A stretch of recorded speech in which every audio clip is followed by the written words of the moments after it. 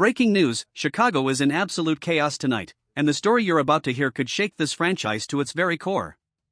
A star safety has just gone public in a way that no one expected, firing shots at his own defensive coordinator. At the same time, the head coach is openly questioning his players' mindset, and an ESPN analyst who's been ripping our quarterback suddenly flipped the script. And now, Sunday could become the defining moment in our rookie quarterback's entire career. Before we dive into the latest breaking updates, make sure you subscribe to the channel, smash that like button, and hit the bell icon so you never miss a single piece of Chicago Bears news. Alright, let's get into it. What Jaquan Brisker just did is something I never thought I'd see in all my years covering this team. And when I say never, I mean never. This is our starting safety, the man who's been on the field for every single defensive snap so far, and he just lit a fuse that could explode the Bears' entire season. Here's what went down. A fan on Twitter told defensive coordinator Dennis Allen to cut the chains and let Brisker play closer to the line of scrimmage. Brisker's response? Just 2 words: use me. Direct. Bold. Explosive. And those 2 words have now created a full-blown crisis inside Halas Hall. This isn't some random backup venting his frustration.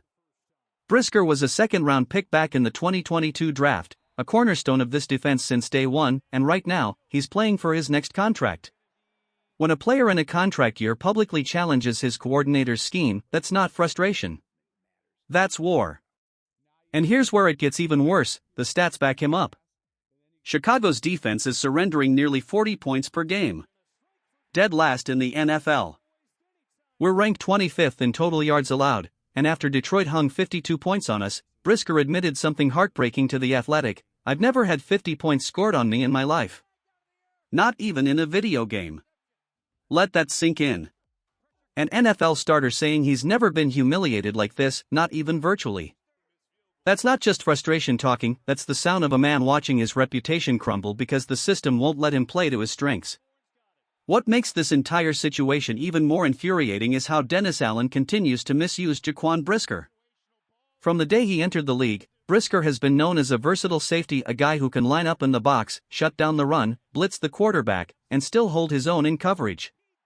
His tape proves it. His stats prove it. His career proves it. And yet, Allen has him stuck in a role that ties his hands behind his back. Tell me this: when you've got a weapon that can tilt the outcome of a game, why would you lock it away? Why would you force a player like Brisker into a system that doesn't unleash his full ability? The only answer I can come up with is chilling. Allen seems more obsessed with proving his scheme works than actually winning football games. And that, my friends, is how franchises crumble. To make matters worse, the defense just took another devastating blow, losing Jalen Johnson for the season. Johnson was the cornerstone of this secondary, our best cover man, the guy we leaned on when everything else broke down. Without him, the pressure on every other defender has doubled. That means players like Brisker need to be elevated, not handcuffed. Yet here we are, watching him operate at half capacity. That's not just bad coaching, it's sabotage. And the bigger problem isn't just tactical. It's cultural. When a key starter decides the only way to be heard is by going public on social media, that screams of a total communication breakdown inside Halas Hall. Brisker isn't just venting, he's exposing what's really happening in that locker room. If he feels this way, you can bet he isn't the only one. His post is a reflection of conversations already happening behind closed doors, frustrations building beneath the surface.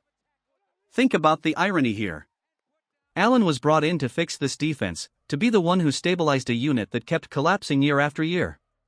He had the resume, the experience, the reputation. But now, after just 2 games, this fix has given us 79 points allowed, a fractured locker room, and a star safety practically begging to be used properly. And make no mistake, what Brisker did is a gamble. Speaking out against your own coordinator while you're in a contract year? That's high-stakes poker.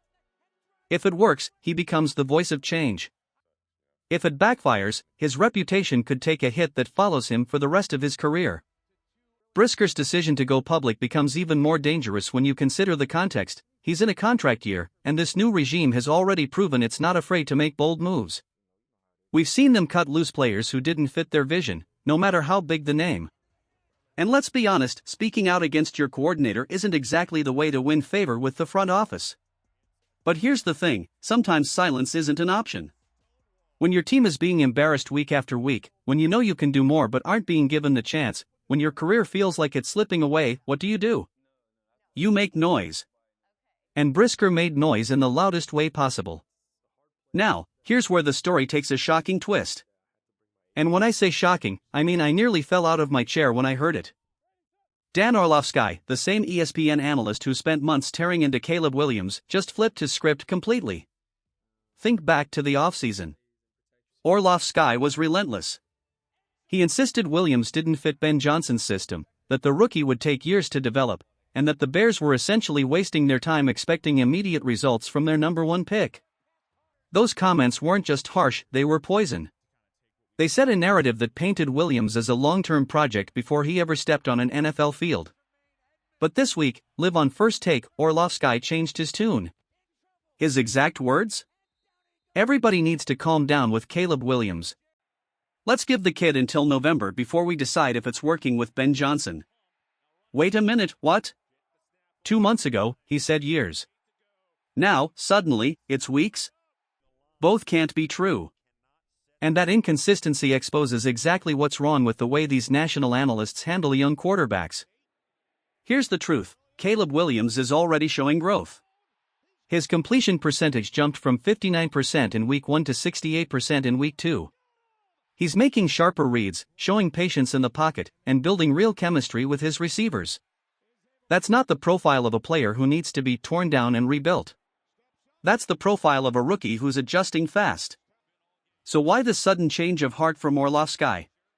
Simple, he doesn't want to be caught on the wrong side of history. If Williams keeps improving, Orlovsky's original take will look like a disaster. By softening now, he gives himself cover. But to me, that's not analysis, that's self-preservation. When you sit on ESPN with millions of fans listening, you have a responsibility, consistency, fairness, objectivity. You don't get to swing wildly back and forth depending on the week. And that's why this whole situation with Williams doesn't just expose our rookie's growth, it exposes the shaky credibility of those covering him. And that's what keeps me questioning Dan Orlovsky's sudden pivot. Did he wake up one morning and realize he'd been unfair to Caleb Williams? Or did he simply recognize the danger of being remembered as the analyst who completely missed on a generational talent? Let's be real, the timing isn't random. Orlovsky flipped his stance the very week Williams heads into the biggest test of his young career, a showdown against the Dallas Cowboys. Coincidence? I don't buy it. Orlovsky sees the same film we all do. He sees Williams getting sharper, reading defenses quicker, and flashing the kind of ability that made him the number 1 overall pick. And now, with the rookie trending upward, he wants to rewrite the narrative before he gets left behind. That's not analysis, that's hedging your bets. The truth is, good analysts build their arguments on conviction, not convenience. You don't get to swing wildly depending on which way the wind blows. But I'll give Orlovsky this much, at least now he's urging patience, finally admitting that Williams deserves until November before a fair evaluation can even begin. That's more respect than he's shown the kid in months. But let's cut to the real heart of the matter. This Sunday against Dallas isn't just another game, it might be the defining moment of Caleb Williams' career in Chicago. And here's why. Factor 1, the record. If the Bears lose, they'll fall to 0-3, and Williams will have dropped 13 of his last 14 starts. Let that sink in, 13 of 14. The only win in that stretch came against a Green Bay team resting its starters in a meaningless Week 18 game. His last real victory? Almost a year ago, against Jacksonville. That's not just a bad streak, that's a brutal indictment for a quarterback drafted to change the future of this franchise. And it gets worse. No Chicago Bears team in history has ever reached the playoffs after starting 0-2. 0.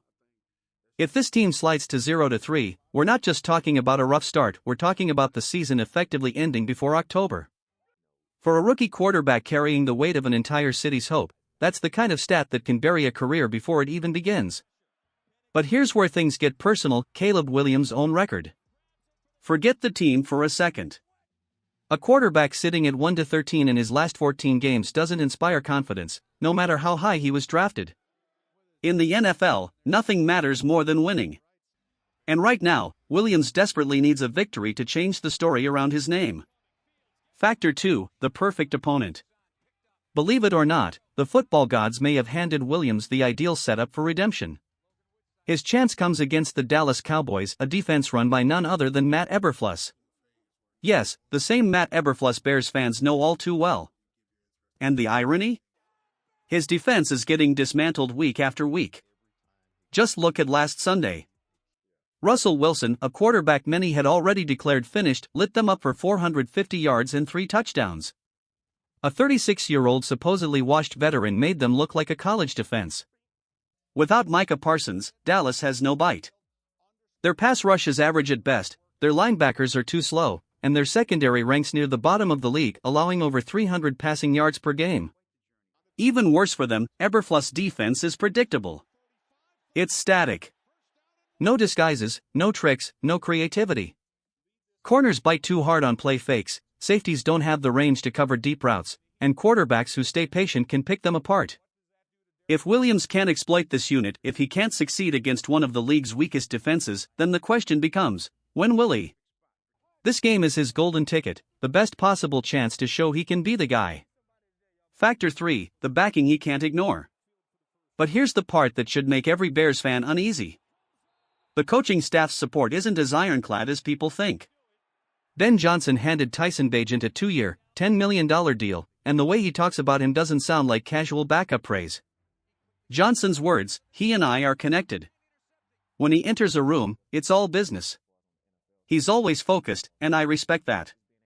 That's not lip service, that's admiration. And when your head coach is publicly praising your backup while at the same time criticizing the team's practice habits? That's a red flag.